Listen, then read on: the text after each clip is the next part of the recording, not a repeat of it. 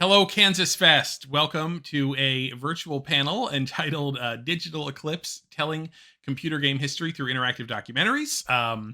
My name is Chris Kohler. I am the editorial director at a video game developer called Digital Eclipse. We are based out in Emeryville, California. I previously, in a previous life, I spent about 25 years in the video game journalism and media space. Um, I wrote for Wired for a big, decent chunk of that as the editor of Game Life. And about 3 years ago, I joined Digital Eclipse, game developer, as I said, out in Emeryville, California, same place we were founded in, and back in 1992. In 1994, Digital Eclipse released its first games, pioneering the use of emulation in commercial game software products. It was a line that was called Williams Digital Arcade, and it was emulated versions of the arcade games Joust, Robotron, and Defender that ran on the Mac. And these products used emulation to produce these like 100% authentic arcade game reproductions running on personal computers at a time when games were usually reprogrammed and in fact sometimes just reprogrammed by somebody who didn't actually have any knowledge, any special knowledge of how the original game even worked. And so emulation really blew people away because there's the original, actual, authentic arcade games on their computer screens. Digital Eclipse, continues on with its business of reviving classic games. It ends up, it got folded into a company that was called Backbone Entertainment, and that became part of Foundation 9. And then in 2015, the original founders of Digital Eclipse bought that brand back and revived that brand as a new kind of studio, and were really dedicated to treating classic games, whether those be arcade games or console games or computer games, as we'll discuss in this panel, really treating them with the respect that they deserve. And so, to put it in a nutshell, right? And so, you may have heard last year, we've released a lot of products. We released Mega Man Legacy Collection as our first product many years back. Street Fighter, the 30th Anniversary Collection. I joined in 2020. Since then, we've released things like Blizzard Arcade Collection, bringing back the earliest games from Blizzard like Blackthorn and Rock and Roll Racing. The Teenage Mutant Ninja Turtles Cowabunga Collection was in 2022, as well as Atari 50, the anniversary celebration, which we released at the end of 2022, celebrating 50 years of Atari. What we want to do, as I said, is treat classic games with the respect we believe that they should be afforded. In the same way that classic films are treated with things like the Criterion Collection for classic films. The idea of going really deep in the restoration, really trying to get them to look and feel and play, just as they did back in the day, but then, also even go beyond that potentially and restore and remake and revive for modern audiences. And then also, something that you will see kind of consistently across a lot of our releases is the supplementary content, the context, really trying to put these games in the proper context, so that people understand they don't just have a sort of a game ROM file sitting in front of them, but they really understand, like, where did that come from? Why was that game so important when it was originally released? How did people feel about that game when it was originally released? So you can really have the full picture. And the next game to which we are turning our attentions, and the reason why we're here today, is Karateka. Karateka was released in 1984 on the Apple II originally. It was an Apple II masterpiece, really, created by Jordan Mechner, and Jordan, of course, would go on to create the Prince of Persia series, again starting with Prince of Persia on the Apple II, but of course that then spawned a massive series with console games, and Prince of Persia: The Sands of Time on the GameCube, which he also directed, and of course the Prince of Persia, the Hollywood film. There's even a new Prince of Persia game coming from Ubisoft in 2024, and so that it's the perfect time for us to introduce people to Jordan's directorial debut, Karateka. And Karateka was a quite a big seller on the Apple II. It made a lot of major innovations all at the same time. Innovations in cinematic scenes, cut scenes, really feeling like a movie like game experience. Innovations in animation. Jordan used rotoscoping. Um, Pioneered the use of rotoscoping really in video games to uh, create essentially lifelike human animation to an extent that nobody had ever seen on a computer screen before. Innovations in soundtrack. Jordan's father, Francis Mechner, was a classical pianist and a composer as sort of a hobby who he composed the music to his son's computer game that he was creating.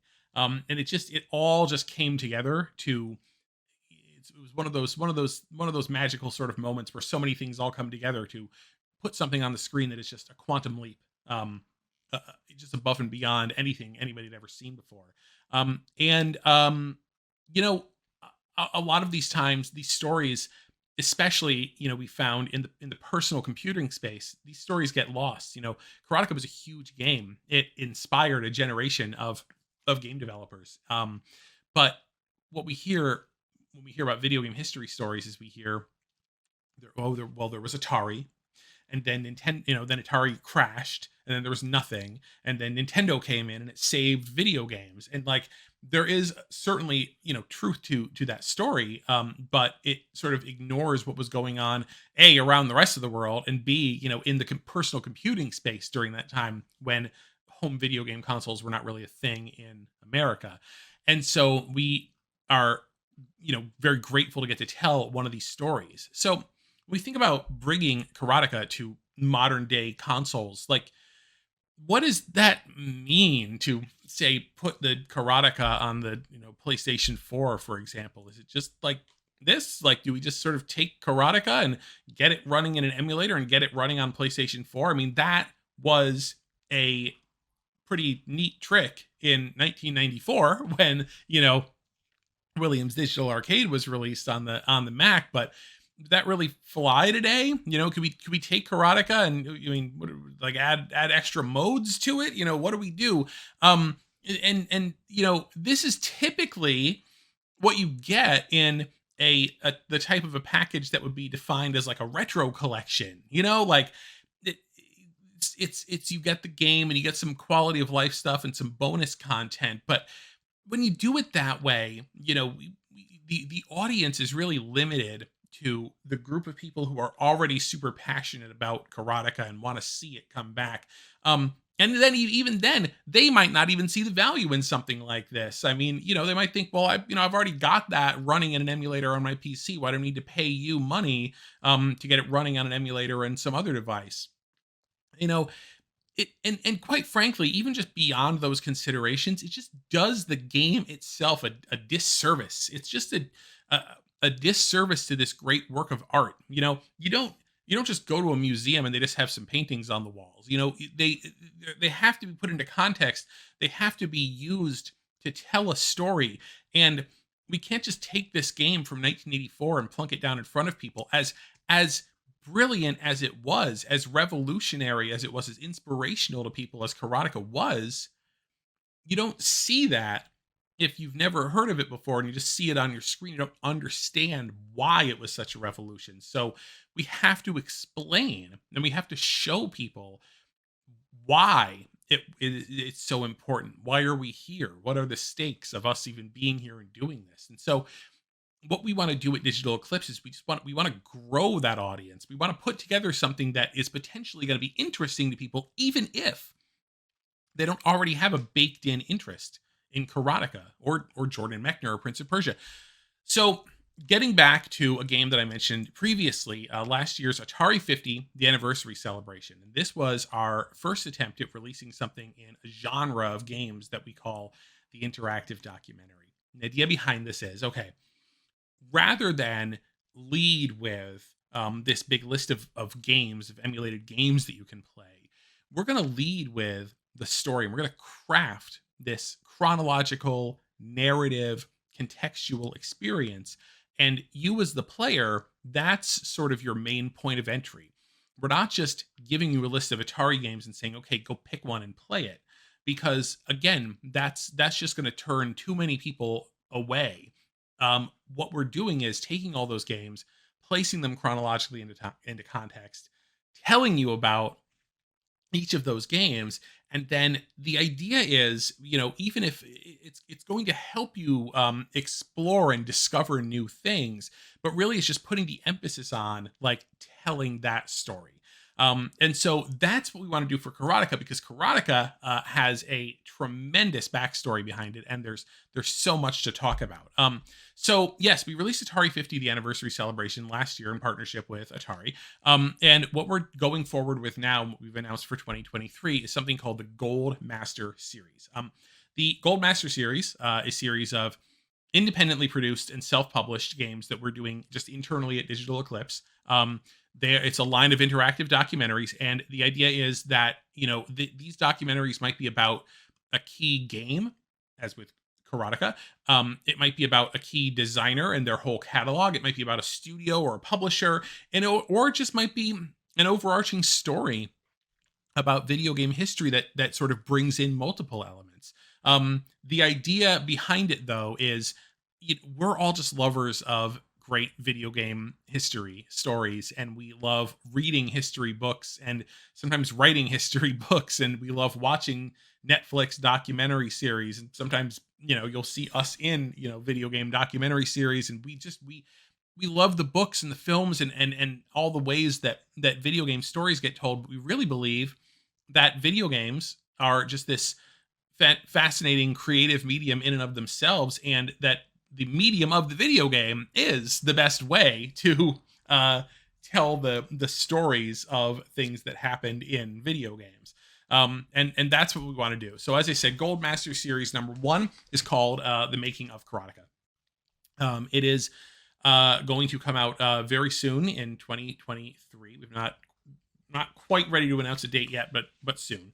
And now that we've sort of given you the preamble here, I think what I'm going to do is just jump into a live demo of The Making of Karateka, and that will just be the best way, I think, to get across the idea of what is an interactive documentary, what's in there, what are we doing, and how are we telling this story.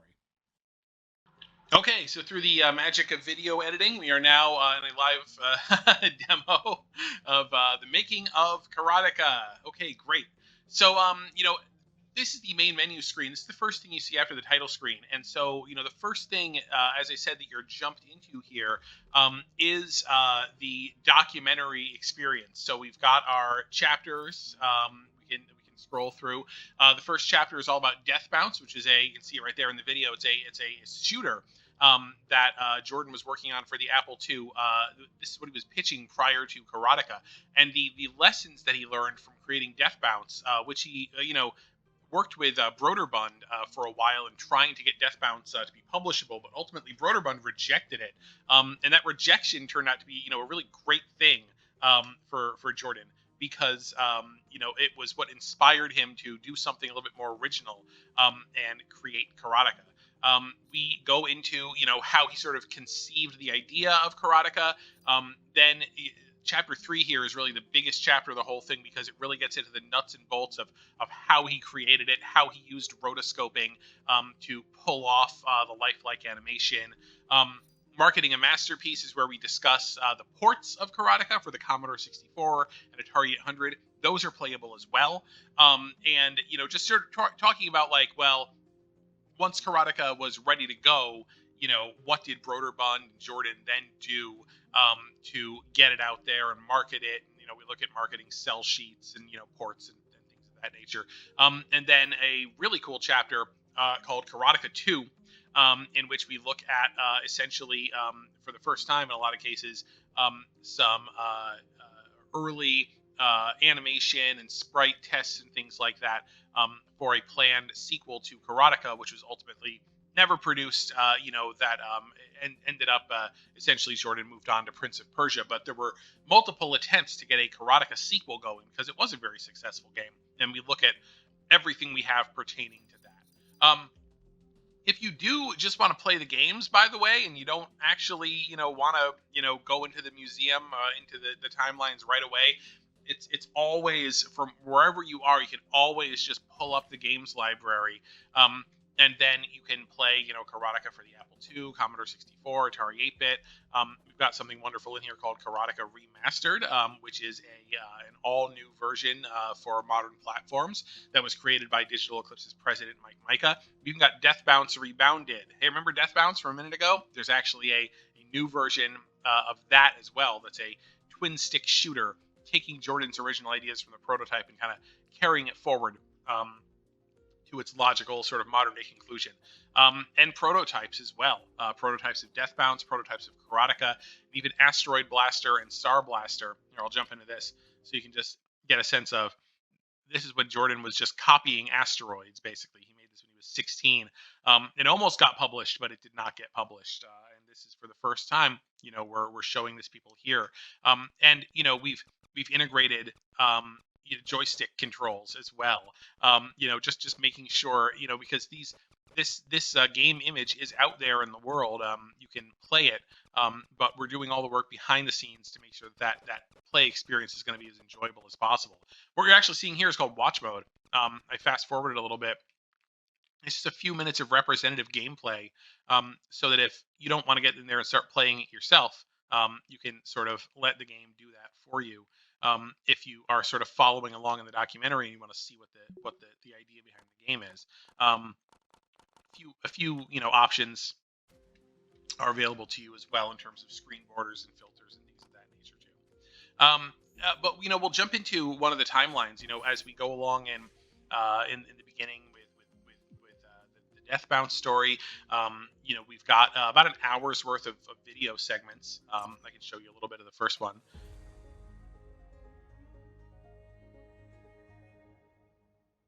So, this is a MediaMate, and it contains a bunch of 5.25 inch discs. Tom Hall, co-founder of id Software, was very gung-ho about wanting to participate in this. Later. And just behind that is the game. Karateka. Love it. It's so good.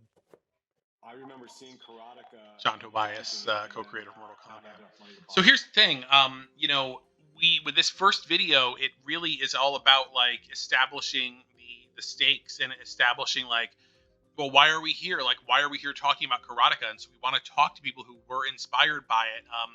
Some figures who might be more recognizable to different groups of gamers, essentially saying, hey, your hero who, created Mortal Kombat is here saying that Karateka was what inspired him to do that, And so to be able to do that, it hopefully sort of draws more people in. So as we go along, past this, we start to learn about who is Jordan Mechner, what is the Apple II. We start to see early childhood photographs of Jordan. In this video feature, we meet Jordan Mechner as he is today, plus his father, Francis Mechner, and we start, seeing how this story goes along.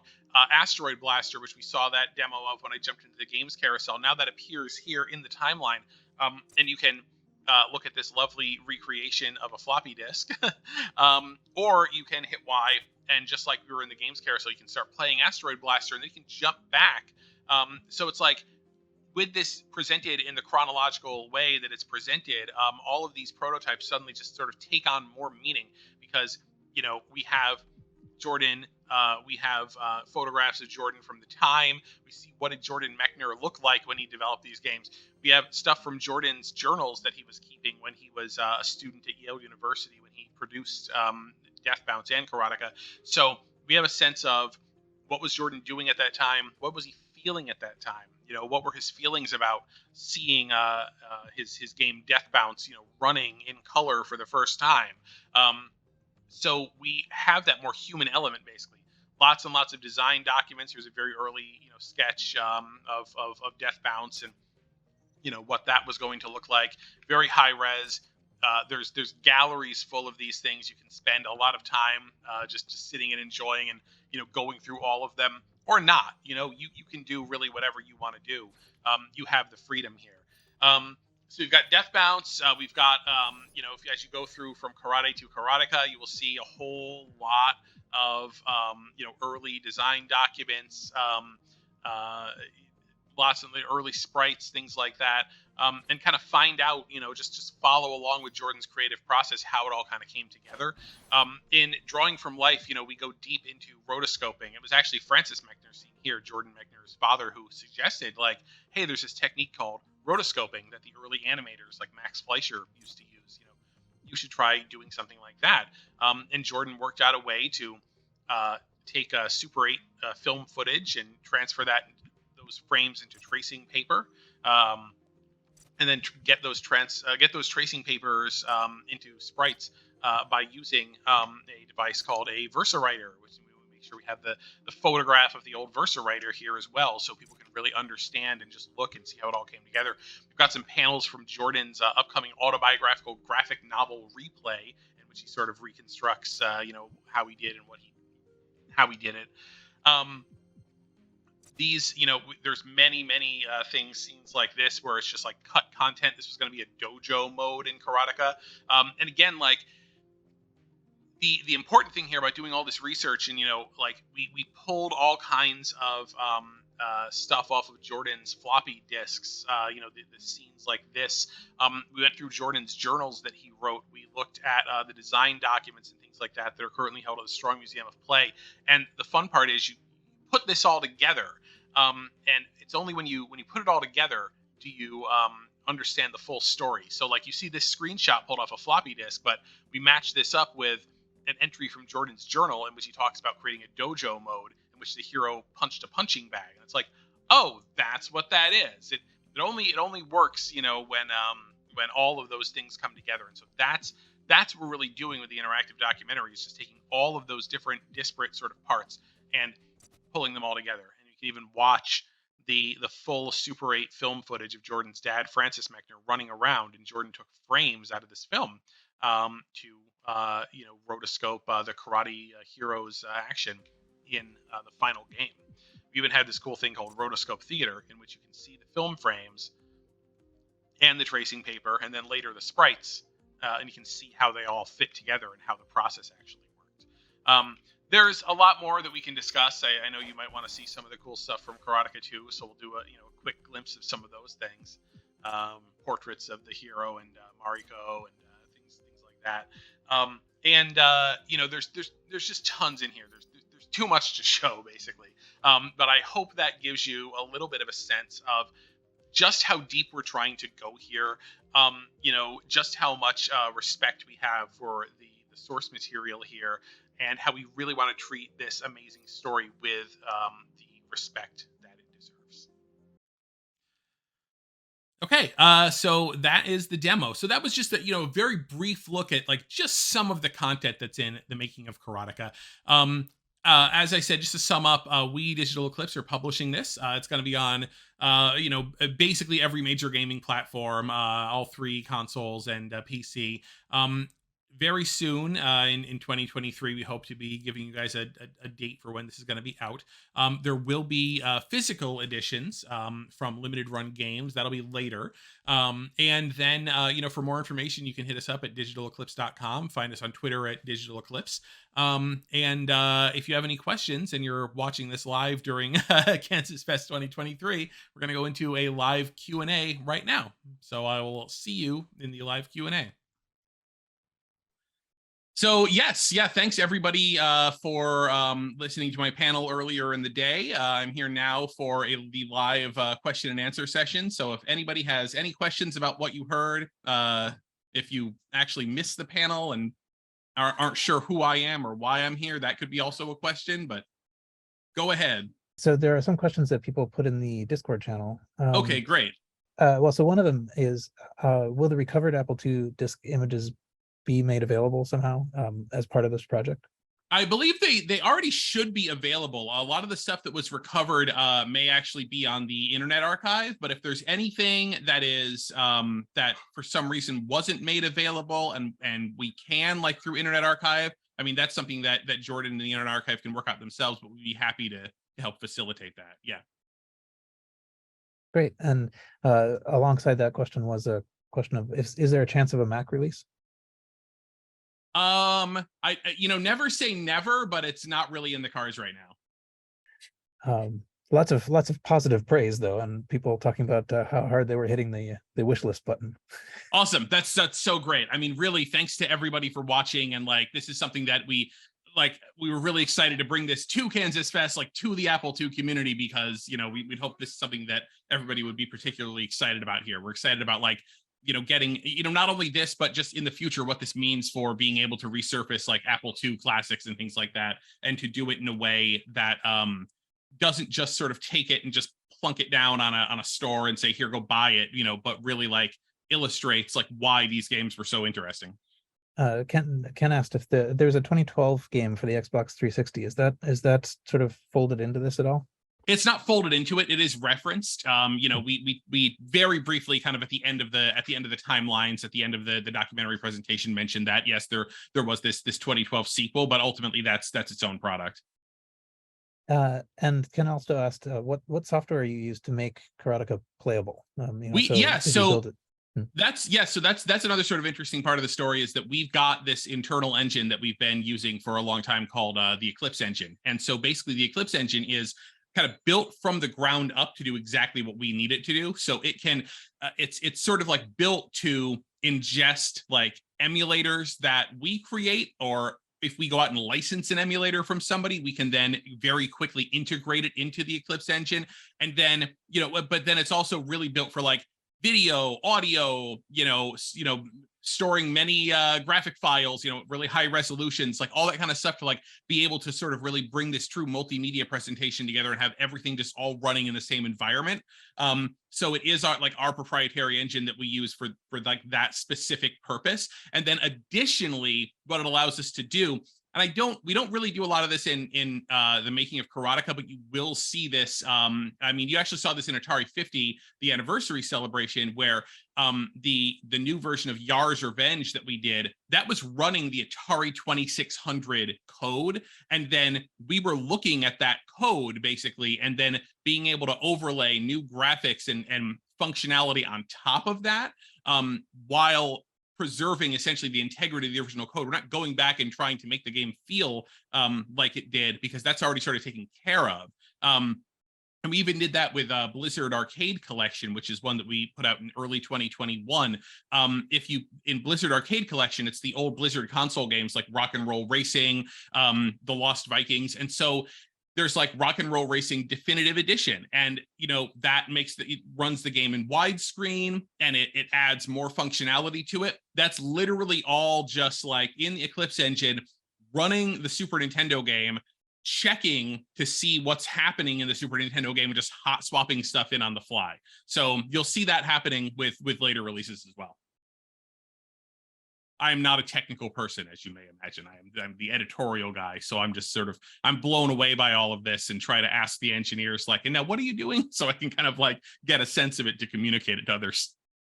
Other comments here are things like, you know, thanks for the wonderful talk. The making of Karateka looks amazing.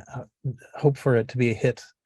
And so this is Zot writing in the Discord channel.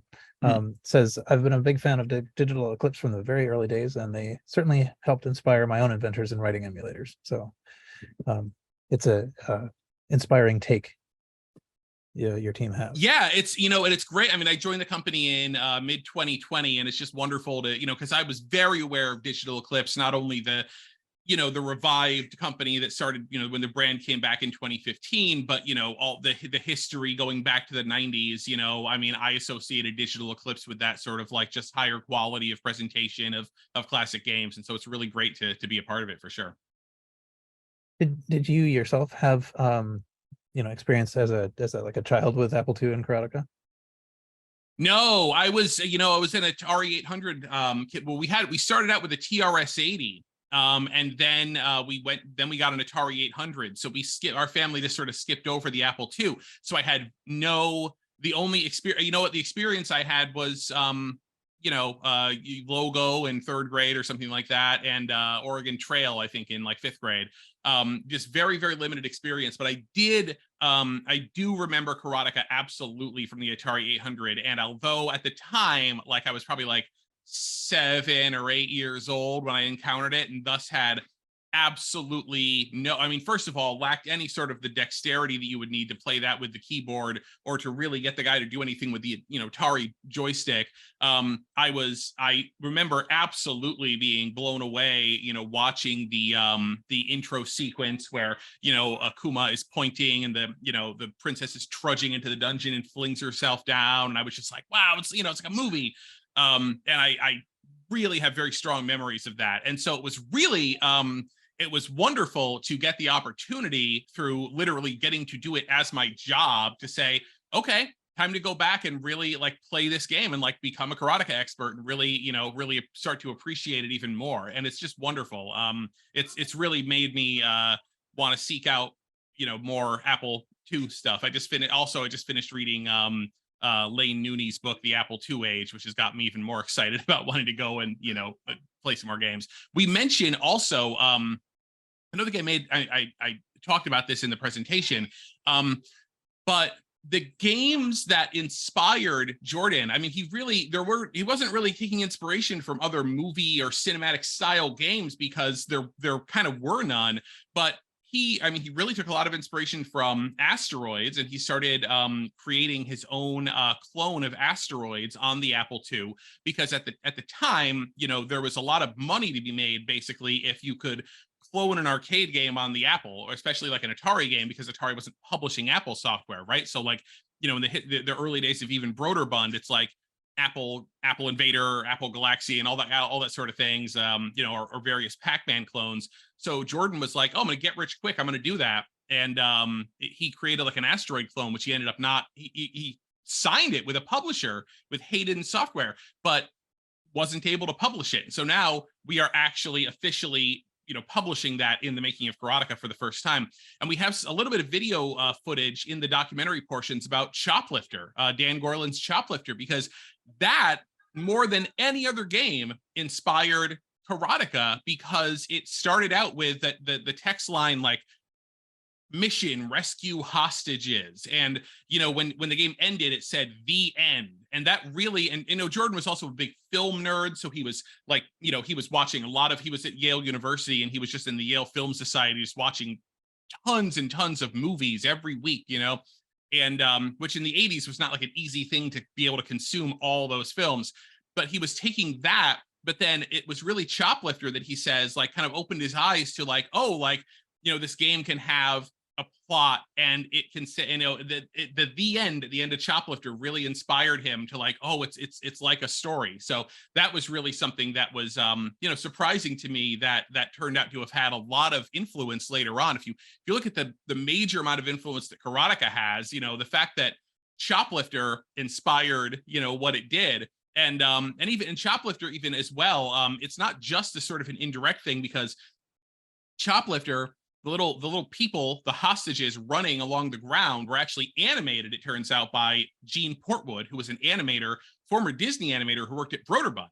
And so he did those animations. That really inspired Jordan to want to do something similar. And then Jordan brought Karateka to Broderbund, and Gene Portwood and Lauren Elliott, the in-house designers who would go on to create Where in the World is Carmen Sandiego, they actually participated in a very material way, doing additional animation and graphics for Karateka. So there actually was some staff crossover essentially between those two games in the end. One thing that was pointed out here was that Easter egg on the original game was that if you put the disc in upside down, the game played upside down. All the graphics were upside down. Is there any way that you can make your documentary be upside down? No. I was hoping that you would say, you know, is that a functionality that you've preserved in the game? And yes, we did. I mean, that was in there since the beginning, basically. And again, and importantly, to really preserve the authenticity, like when you switch to the upside down backwards version of Karateka, which was accomplished by flipping the disc over, we're not like just inverting our graphics. We are actually like, it switches the disc image, and it uses a disc image from the reverse side of the Apple II Karateka to do that. Is there a way to watch the documentary portions upside down? Sadly, no. It's a great idea though. So yeah, it should have time for like one more question for sure. Let's see. One person asked what your dream game to do a retrospective interactive documentary would be about. So I mean, I assume that Shigeru Miyamoto is in the audience today. So if you're, when you're done, watching the panels, Miyamoto-san, just give me a call. We'll do the history of Super Mario Brothers. It'll be great. I know you've got all of the design documents in a vault at Nintendo, so just let us do that, and everything will work out fine. I'm sure that that is certain to happen. Okay, well, great. Thank you so much for like rescheduling your time to make this work. Absolutely. Thanks, everybody. It was very, very cool to get to do this, and I really appreciate it. So thank you to everyone. Have a great KansasFest.